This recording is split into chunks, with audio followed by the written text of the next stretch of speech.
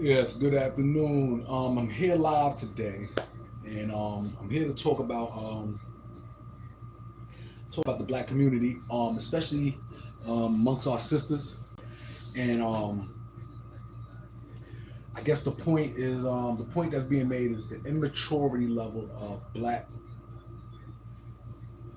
consciousness or behavior, or just the overall immaturity on how we view situations and our dealings amongst each other and with others. And I feel like it's a big topic. It's a topic that has been talked about a lot for a long time, and it just needs to be constantly reiterated in our minds because we live in a society that breeds the immaturity of black folks.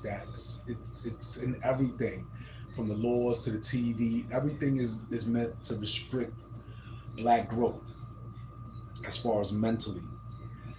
And I've watched a lot of podcasts. I've watched a lot of videos as far as concerning with women, especially black women, and the arguments and the rationale. It's like there's no getting through, and especially amongst black folks. Black folks have a different view or different perspective, or it's just different compared to other races as far as how their dealings are, how they view themselves, how they view each other, and how they deal with other groups. And I'm gonna say this point right here to make a real profound and poignant point. China, within the last 25 years, has went from a third world country to a world dominating superpower in 25 years through their collective effort as a people. Mind you, I say that to say that as far as us being African Americans, we've been we've been free now since 18 65, so called free, pseudo freedom, if you want to call it freedom, pseudo freedom. Because I got adults now 60, 65, 70 years old telling me that damn, it's messed up that I had to live my whole life under racism. That's all I've known all my life. Right now, 2025. So we've had about 150 years almost of freedom, and we have yet to collectively grow as a people. We backslid compared to forward progress, and it's amazing. I'm just saying from a lot of aspects, from the way we walk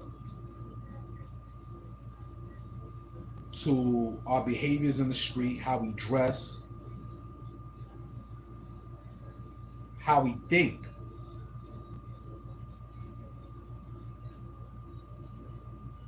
how we think, especially amongst the black community. There's been a prevailing argument as far as single mothers raising children. We all know it. It's factual. You could try to paint it as not being factual, but it's factual. Too many people have spoken about it for it to not be factual. But the problem with that is not the fact that black women are raising children single handedly, but the fact that black leadership has been passed on to the hands of women. Women who are raising men to be feminine minded men. Big argument right now. And in the big scheme of things, the women are looking at it as though, you know what I mean? Well, I'm free from the oppression of men, the tyranny of men, men who were out here trying to hurt me, rape me, da da da da. It was all under the guise of fear for women, because that's the emotion that is really dealt with on a daily basis with women, fear. And once the fear is gone, it allows for a level of freedom that hasn't been expressed, or whatever was inside to be expressed, because you're free now. And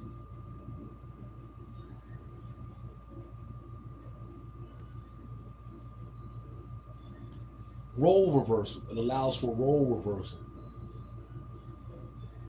But what if the roles weren't ever meant to be reversed?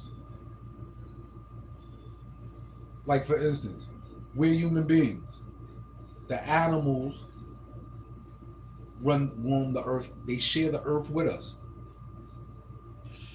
If one day we decided to sit there and say, you know what I mean, animals have the same rights as human beings, which they do, but to the point where, you know what I mean, where it was restricted upon you to even defend yourself from these animals. That leaves you in a real precarious state, because, you know what I mean, at the end of the day, without the protection or without the defensive mechanisms, if you have no defense, then a lion, a gorilla, outstrengths you. So in the jungle, you know what I mean, if it wasn't for our brains, you know what I mean, we would have succumbed to the animals a long time. We still succumb to the animals. And I'm gonna show you how real it is. Because if you think that you're that smart as a human being, like, you know what I mean, oh well, reason why we not like the animals, or because we have control of the animals because we're smarter than the animals. Well, listen to this. Animals die from roadkill every day. They're struck by vehicles every day. Some people might chalk that up to animal stupidity. But yet and still, every day, across America, thousands of people get mowed down by cars every day, just like animals. So how could you claim to be so smart if you're falling into the same situations as the animals? So, as far as behavior-wise, you know what I mean, we've been brought back to a state of mental retardation as far as black folks. Childish behavior. And it's known. It's something that, see, black folks, we monitor ourselves. Unlike what they tell you on the TV, I'm gonna get to the TV part of this in a minute. But unlike what they tell you on the TV, as far as, you know what I mean,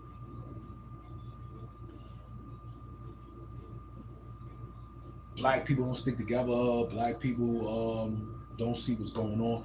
No, the intellectual black folks, the black folks with minds and those that can see, they know what's going on. They can see it, they analyze it, they see it, and they realize. And they've been monitoring it for a while. They've watched it being done to them for a while. I remember there was a conversation about Baby Boy, the movie Baby Boy, and everybody sat there and analyzed it. They've been analyzing it for years. And it was just mind-boggling how a movie came out depicting a black man, and it showed a black man, basically an adult black man with the behaviors of a child black man, but it shows the applaud and how it was viewed by us, how it was taken in by us. And the sad part about it is we take on all the silliness, as far as the drug dealers, the white boss at the job as a supervisor, as far as how we're talked to on the television. It's all to just make us look like we're just stupid people, to the point now where black sisters talk to black men as if they're just naturally dumb. It's just mind-boggling. It's not even the fact that, you know what I mean, they're not even picking black men no more, which is a thing. You know what I mean? But the psychological tricks, the sorcery, the witchcraft that has been played on the psyche of black people, because that's what it is. It's psychological warfare. It's witchcraft. Channeling through television. You know, it's to a point right now where it's gotten to the point where, you know what I mean, like, this is real. And We've been monitoring it. I'm sorry, my mom is just. We've been monitoring it, and we've been monitoring it through a lot of different, from the rap music to how that devolved from being an institution of teaching our people to an institution of promoting drug use. And it's like, you could talk to black folks blue in the face. You could sit there, have conversations with them. You could tell them. You could sit there and say, and it's just sad how black folks take on whatever is thrown at them full force. Like they accept it. They're so willing to accept it because, I guess, coming from a position of poverty and embarrassment, they can embarrass you into a corner. They could force you to believe because you so want to get out of that. It's like the women that chase the white picket fence. You so want to get out of misery that you believe that going to live with your oppressors is going to be a better state for you instead of cleaning up your own environment. So, like I said, maturing thoughts, dressing naked, walking around, twerking, putting your hands on men, fighting, no accountability, just total refusal to acknowledge things. The men, on the other hand, wanted to go out there and senseless acts of aggression, uh, uh, sexual the sexual nature of the black man has been made to go to a carnal level. A lot of men were in prison and were kept from sexual activity. So when they came home, they just had this, I just want to fuck everything. And especially when you're reading these books and stuff like that, that's feeding sexual thoughts into your mind, and you're not able to access the real physical experience. So what you're learning through is through these books. And it's just to the point right now where, you know what I mean, as a people, we're just like, we are not growing. We're not growing. We're refusing to grow, and we're taking on characteristics of our oppressors, like a tyrannical mind state. You got black people out here that believe honestly that, you know what I mean, in order for them to win, they have to be some type of tyrant or tycoon or conglomerate giant or business owner. The level of ambition in the Western society for black folks is not aligned with the culture. See, black folks come from a culture of, you know what I mean, warriors, honor, peace, in tune with the earth. Um, we had kings, but the king was to make sure that the underlying group was good and to keep leadership going in a direction that was conducive to the people. But now we're in a state of mind where you're dealing with collective groups, you're dealing with artificial groups, like, you know what I mean. The conscious thought is not for the people, but for the state. And I'll say that to give you an understanding. Like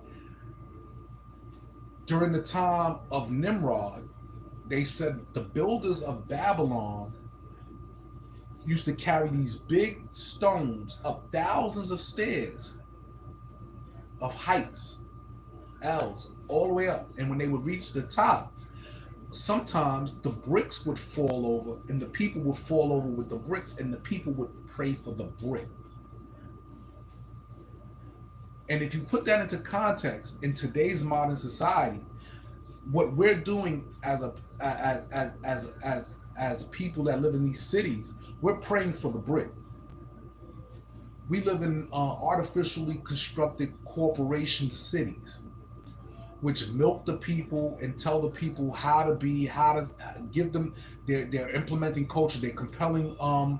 They put these statutory laws into compel behavior, to force behavior. These are artificial rules, artificial laws, things that don't govern the natural law per se. They're meant to keep the people within parameters. And what's crazy is that we've grown accustomed to living in this artificial society, and we've taken on artificial thoughts. So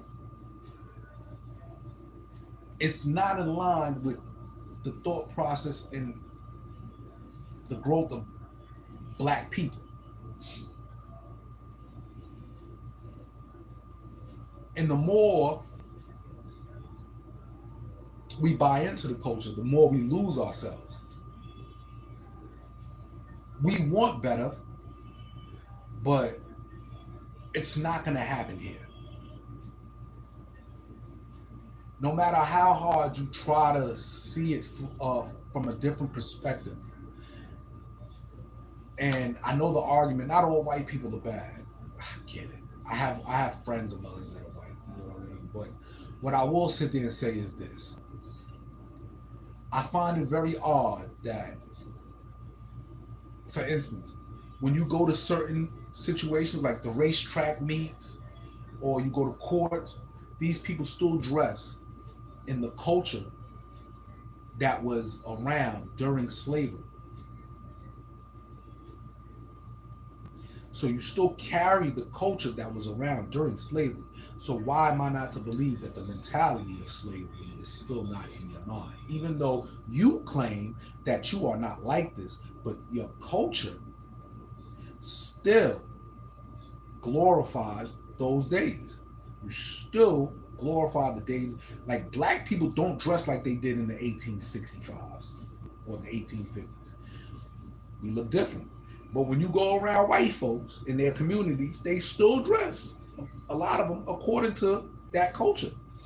So not to say that, but not just the dress, there's other things that they carry with them.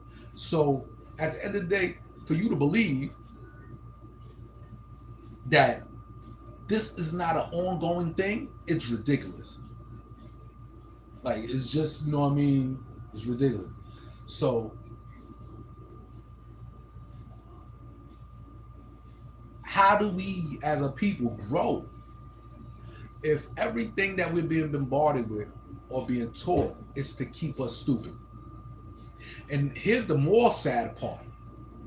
The old culture that black people were based their assumptions of what they should be like were slave culture.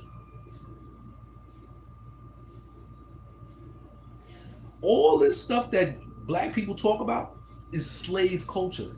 So the no snitching, macaroni and cheese, the food you eat. I'm going on. It's all slave culture. The strongest in the room is the most quietest. We've been taught that retarded shit for the longest. And we bought into it, thinking that, oh, well, as a black man, you should just be quiet, you know what I mean? Meanwhile, the CEOs and all of them motherfuckers is voicing their opinions very loudly around you, and they tell you that, well, if you want to be the strong of the room, be quiet.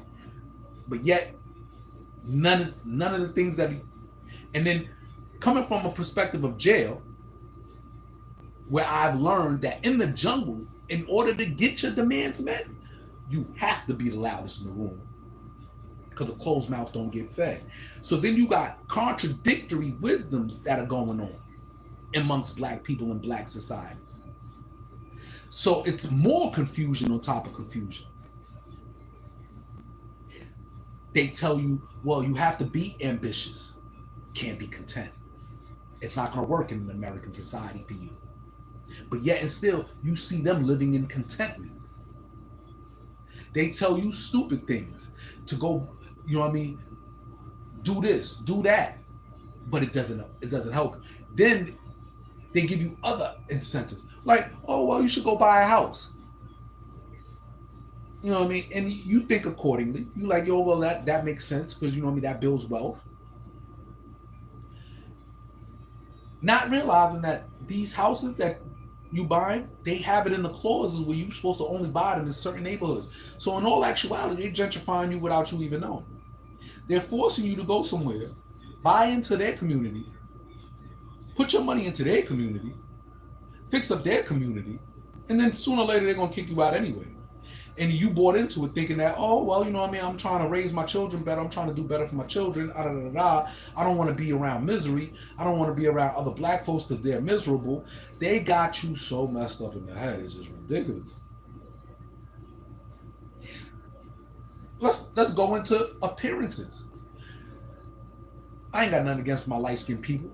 But at the end of the day, for you to not acknowledge that what you come from, what you are a part of is rape culture. And then they have you, you know what I mean, believing that this is the better of your culture. Well, if you lighten yourself, this is makes you better.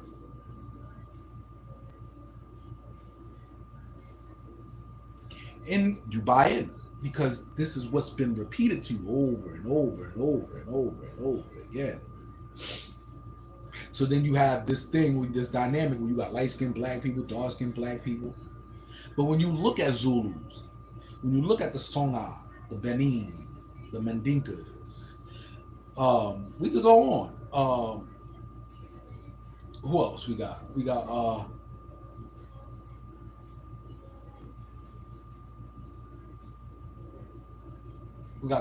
Mandinkas, we got the Benin, we got the Songhai, we got the Ethiopians, we got so many tribes in Africa, man. And when you look at these distinct tribes, you don't see light skinned people within those tribes. So that tells you right then and there that in order to produce this amongst black people, there has to be a mixture of races. Now it's gotten to the point where I see adoptive white folks. Like they walk around with these black children. Black people just give these white people over to them, you know what I mean? What they give their children to them, like, you know what I mean? It's cool. It's comfortable, you know what I mean? They feel like they, you know what I mean, they're doing the right thing, they're safe. These, you know what I mean? And it's not to be racist or anything, but what I find to be crazy is that there are millions of fathers in America who these women will not let their children be around, but you will have them in the midst of your oppressors teaching them oppressive stuff, and you're comfortable with that. Kevin Samuels hit black women with that a long time ago. Talk to me like you would talk to your white boss. But the black sisters resented that. They resent a lot. They resent a lot. They resent a lot. And I'm at the point right now, you know what I mean? I know black people don't want to hear this, but shit. You know what I mean? You could give black people another 1,000 years of slavery if it was my fault. Because at the end of the day, you know what I mean, we watched y'all go through these trials and tribulations amongst, you know what I mean, the children of Israel. Moses said the same thing as he was freeing y'all. That's the sad part about it. Your prophets said all the same things about y'all as they was freeing y'all. Like, look at how y'all behave.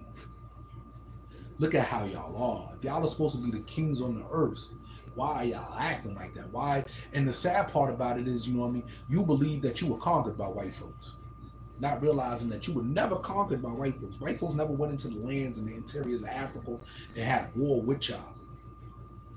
You were just tricked into slavery psychologically, but you bought in.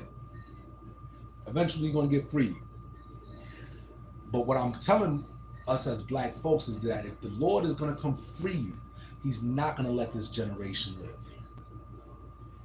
He's not. This generation is gonna get destroyed. Maybe 2, 3 generations afterwards will be destroyed because y'all are vile. Y'all are the worst. Y'all have the worst inside of y'all. Y'all refuse to want to hear. You know what I mean? Whatever mental blocks or sorcery and magic that's being used to keep your brains from opening and receiving the messages is just. And the sad part about it is you're not realizing that, you know what I mean, you're the target. You've been the target from the very beginning. And we as a people need to start uplifting our mental state. We need to stop ridiculing our black men that are intelligent and claiming that they're just smarty pants or they think they know everything. Or, you know what I mean, the women are looking at them like, why should I have to listen to them because they don't pay my bills?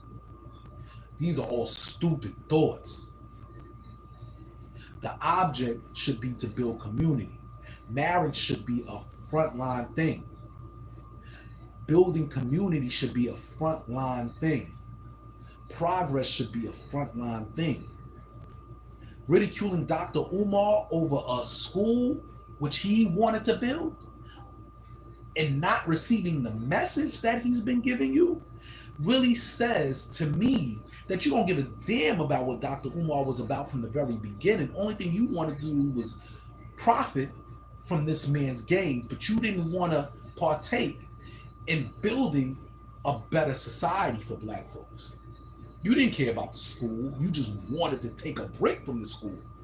But the message was bigger than the school, and you totally avoided that.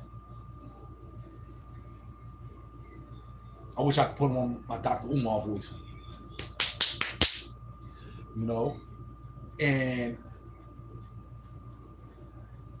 we are all humans on this planet. So it's going to come to a point where we're going to realize we're all humans on this planet. Eventually, hopefully we evolve. And our job is to bring these people back to the natural world. Because they're on the fringe of something. They're not like us. They're on the fringe of something. And they're comfortable with artificialness. But we as black people, we were born in a natural world. We need natural things. We need plants, we need air, we need water, we need that. There's no innovating around that. There's no going to Mars and thinking that, oh, you know what I mean? Well, this will work for me. No, I am human. I was born on this planet, on Earth, and I need the Earth. I might visit there, but I'm not looking to stay there. That's not conducive to who I am genetically. So, at the end of the day, we need to come back to who we are, and we need to grow mentally. We need to put a lot of the behaviors behind us that we are sitting there doing. We are condoning. One of the weirdest things I've ever seen is when black folks put out all these candles for these niggas that was out here selling drugs, killing people, carrying guns, yet and still the strong, good black men are never promoted, never. You know, you got black men that die by themselves and they were good black men. Nobody put the candle out for them. Nobody looked out for them. And you got to ask yourself, why is it that our sisters and our brothers is thinking like this? Honestly, I'm at the point right now where I'm sitting here saying, yo, y'all brothers need to start, you know what I mean, putting your hands on these women, my nigga, you know what I mean, and say, fuck that, going to jail, should go to jail. Listen, these women don't want you out here anyway. If you was in jail, they wouldn't give a fuck. These women don't want you. Get it through your mind as a black man. These black sisters don't want you. They don't. The few that do want you are few. And they realize that, you know what I mean, it's better to perpetuate, you know what I mean, blackness. I feel better with blackness. I'm more comfortable with those that are. But, you know what I mean, majority of black women and black men don't want, well, I'm not going to say black men don't want black women. Black men love black women. They just can't deal with the behavior. But the black women are not looking for black men. They're looking for a lighter or a hair texture, which is absurd because you don't even come from that. But that's what you want to manifest yourself into. You want to become this. And you know what I mean? At the end of the day, it's like you're not comfortable in your own skin. You haven't been comfortable in your own skin for 400 years. You haven't been comfortable with the idea of being black for 400 years. You haven't even learned how to be black. The culture that you thought was black is not black.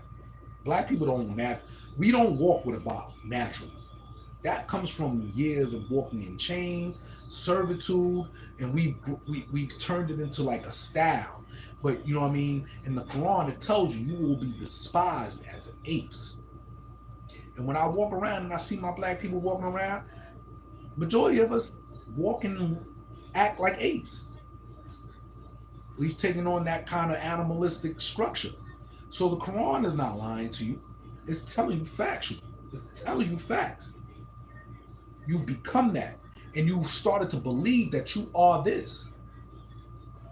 So there's really no hope for you because belief is the real fundamental principle behind everything. So on that note, I'm gonna leave y'all with this little half-hour session. I'm gonna come back to it. You know what I mean? And